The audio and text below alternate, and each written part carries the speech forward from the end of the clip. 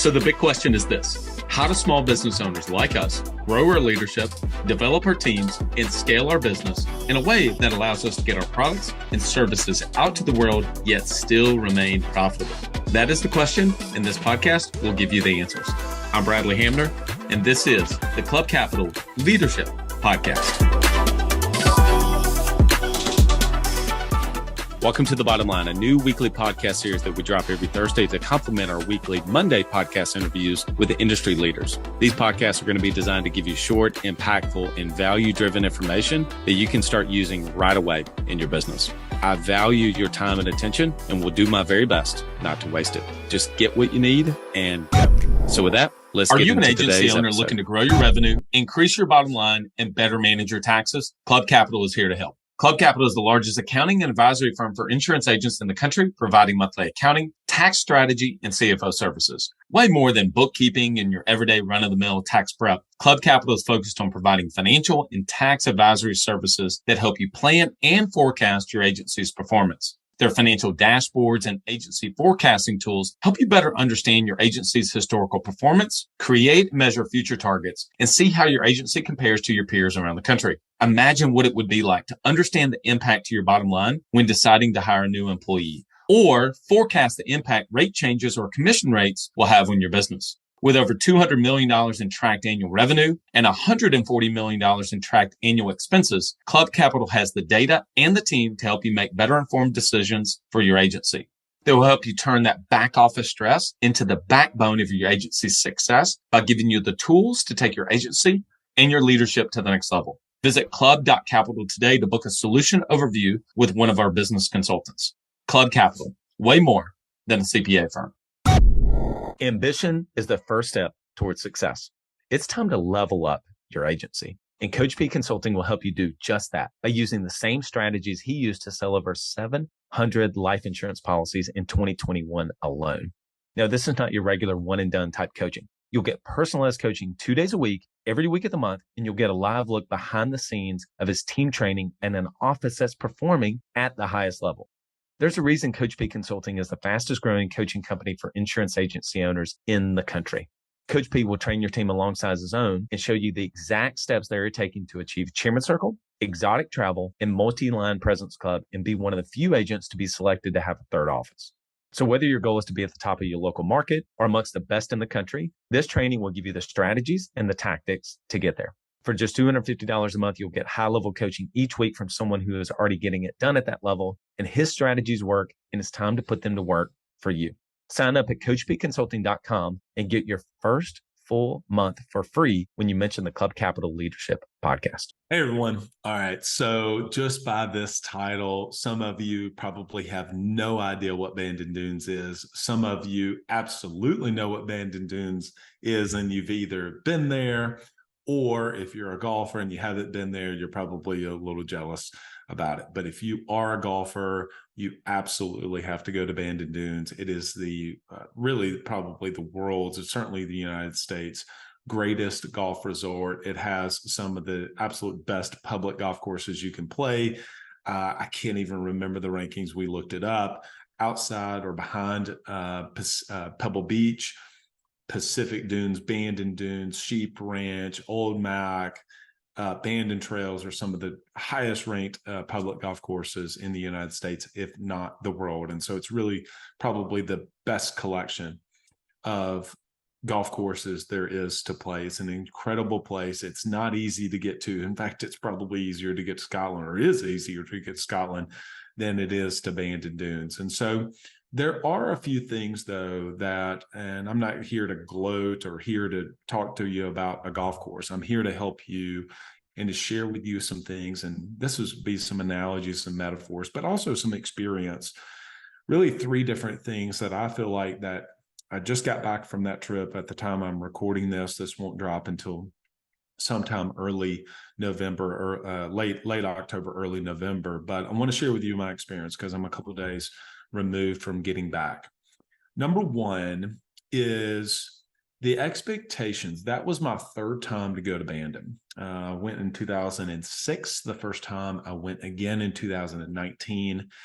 And then half the group this time was the same group that went in 2019. And we had 6 new people. So we had 12 people to be able to go.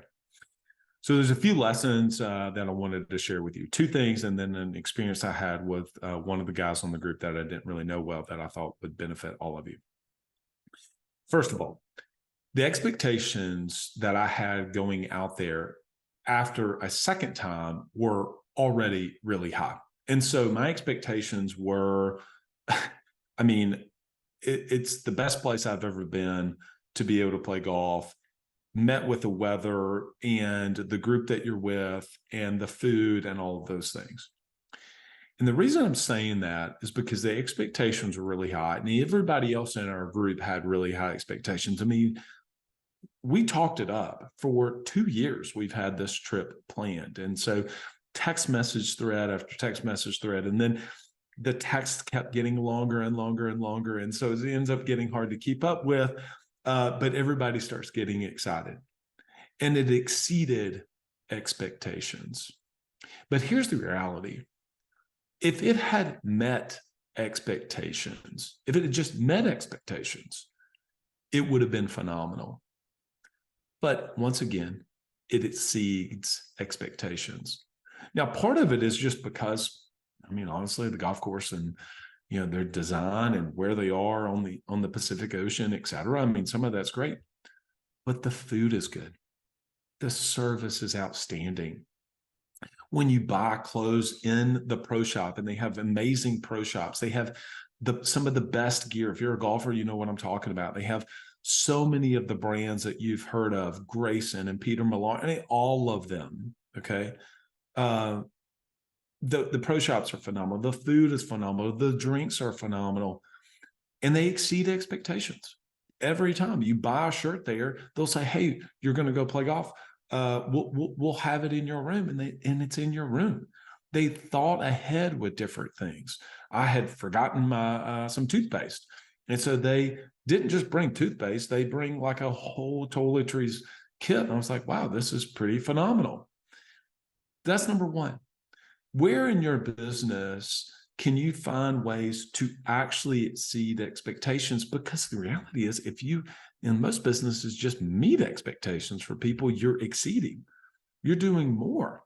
But where can you go above and beyond where people say, man, that was an exceptional experience? And that is a really high bar, but Bandon Dunes does it. And I know I'm talking really highly, but this is not a golf show.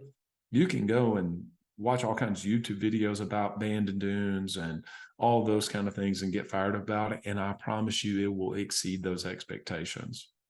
Only thing that they're obviously not in control of is certainly the weather. But if you go at the right time of the year, you're going to pay more for it, but you're going to get exceptional weather as we did. Okay, that's number one. Just expectations and them exceeding expectations. It made me think about, like, how can we exceed expectations? Just do more than what people are expecting. Okay, number two. They know their audience. They know their audience. And their audience is golf groups. You never see a twosome at Bandon Dunes. You just don't do it. It's always a foursome. It's oftentimes 12 people, if not larger groups, and they can accommodate it fantastically. When you go and you look into the different restaurants they have, and they have multiple different restaurants, the tables are not 4 top tables. I mean, they have a handful of those. Most of them are tables like at McKee's, or tables that seat 10, 12, 14, 16 different people. They know their audience. You're there on a buddy's trip. That's what you're doing. You're there on a guy's trip. You're there on a girl's golf trip, whatever that may be. And so they know their audience.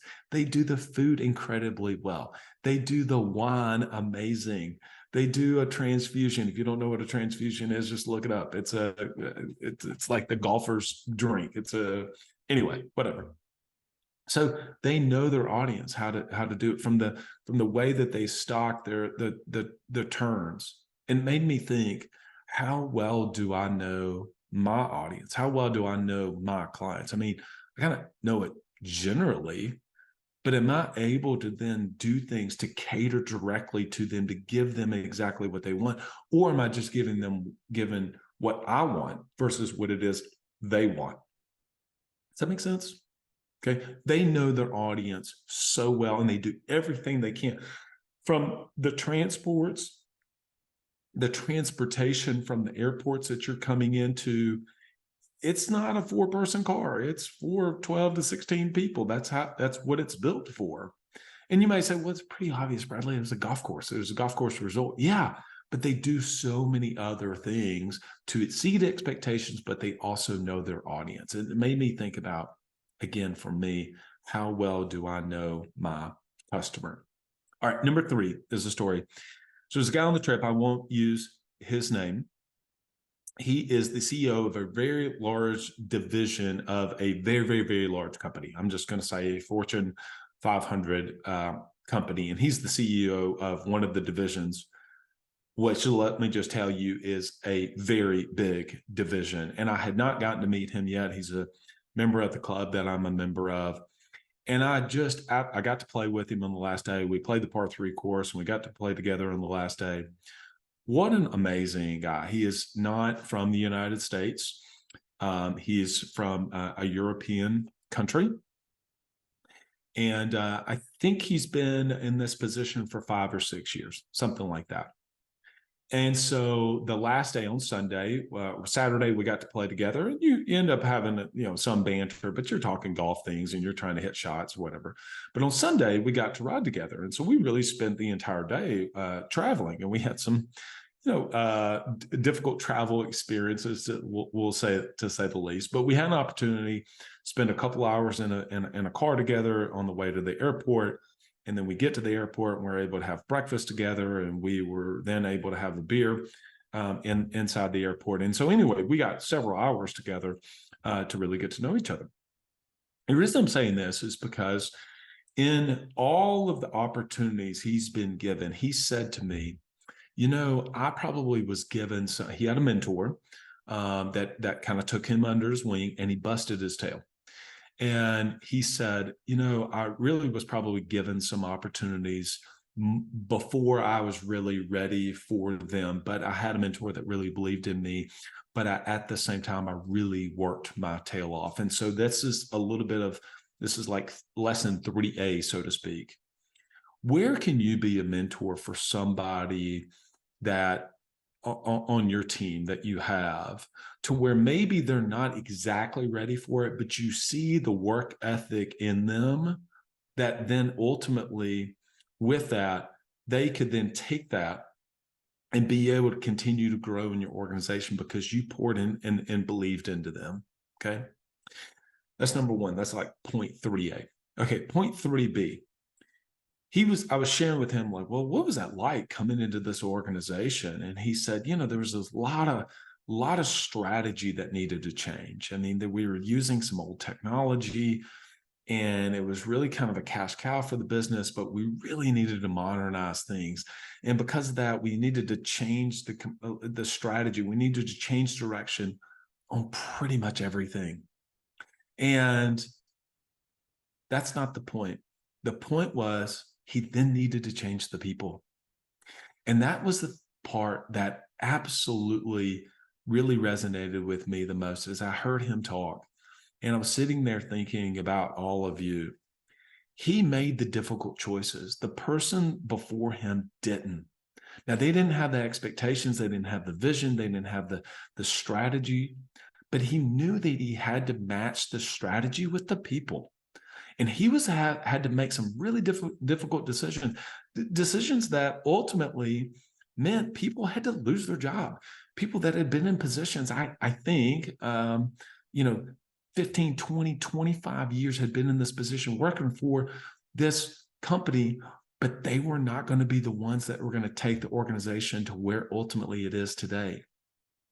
And I'm not going to try to recall or speculate exactly what the growth of that division has been in the 5 or 6 years since he's been in this position, but it has been phenomenal. It has been, we're talking hundreds of millions of dollars of value, maybe more, but I don't want to overstate that just for making a dramatic point here, but more to say that the strategy alone needed to be matched with A players. And he was willing to go out and make the difficult decision and say, these people are great. And he made such a good point to say, these are wonderful people. I see them still at the club. I see them in town at different places, but they were not the right people in this position for where we were going to go. And it took him coming from the outside, not necessarily from a foreign country per se, but literally somebody new coming in with a fresh perspective. So what, okay, great, Bradley, what is the point? I think the point is really twofold. This is like 3B and maybe 3C. The point is it's another reminder of the importance of having A players on your team.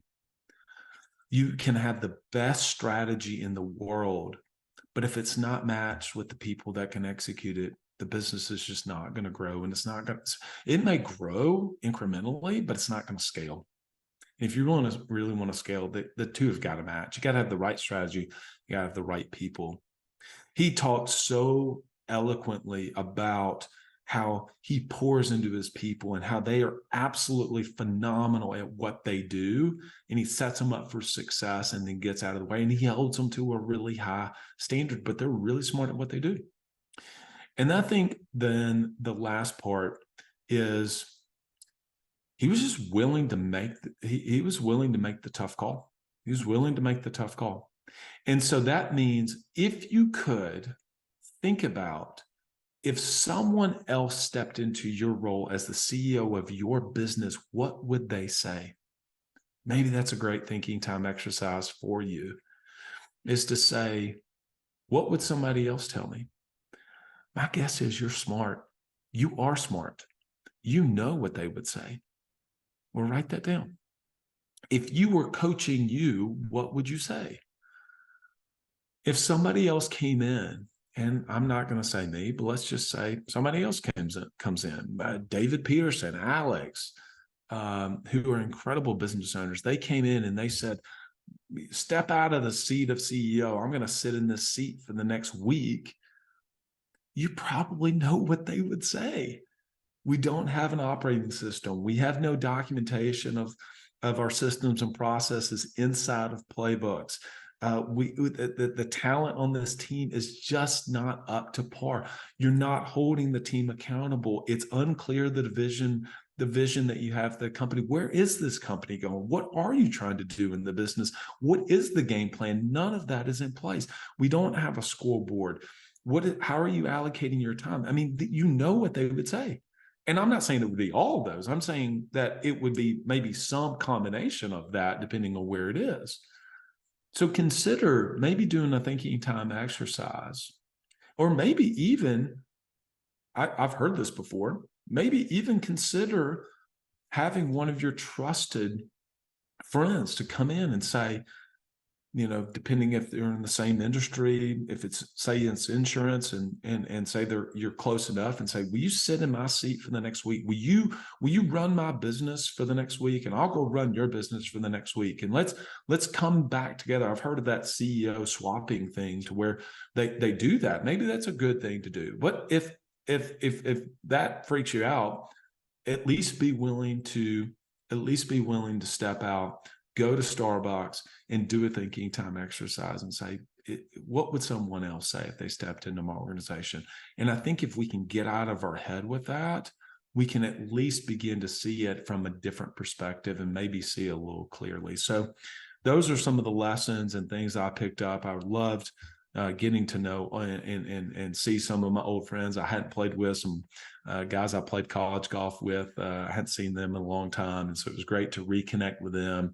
I mean, certainly I will share with all of you, whether your thing is tennis or golf or fishing or just vacationing and sitting on the beach, it doesn't matter. Whatever your thing is, the value of getting away and completely disconnecting from the business it's hard to really be able to even verbalize that. The clarity that you'll come back with. Yes, I'm a little tired, jet lagged even today on a Tuesday from just being gone, and not catching up on my sleep. But the clarity that I have of just being able to not think about the business. I didn't think about the business when I was playing golf. I was trying to shoot a score. I was trying to win money off my buddies, and just that was so refreshing. And then on the flight back, I started to do some work. And just for many of you, I know you've been on some flights, and the clarity that you have whenever you're able to not have Wi-Fi on the flight back, and the reading I was able to do, and some of the things, even frameworks one of the frameworks I created on the flight.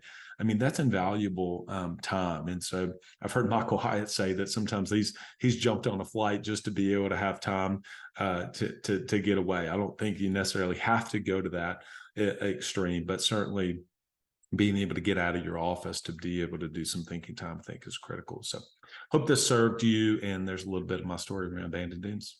All right, everyone. Till next time, lead well.